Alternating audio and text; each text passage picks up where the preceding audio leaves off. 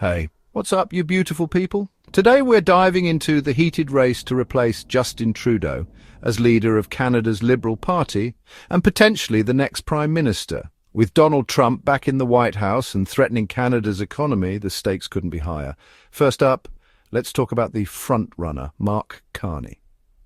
Carney is a former governor of both the Bank of Canada and the Bank of England.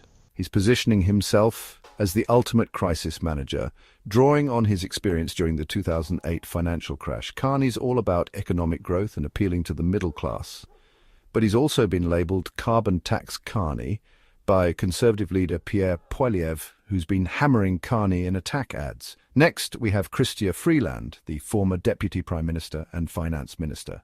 Freeland resigned in December, sparking this leadership race. She's known for her tough stance against Trump, promising retaliatory tariffs on products like Tesla, Wisconsin dairy and Florida oranges if Trump continues his tariff threats. Freeland's experience with the Trump administration gives her a unique edge. Now let's talk about Karina Gould.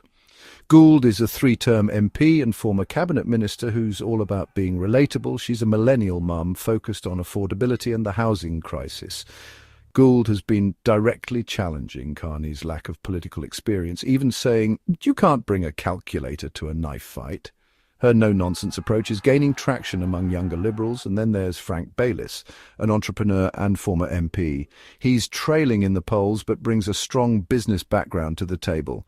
Baylis is focusing on leveraging his business experience to drive economic growth. So what's the backdrop to all this? Donald Trump's return to the White House has created significant economic challenges for Canada, including potential tariff wars. Justin Trudeau stepped down after 9 years, following internal revolt and Freeland's public rebuke. The new Liberal leader, expected to be announced on March 9th, might call a snap election amid these tensions. The race is heating up, folks.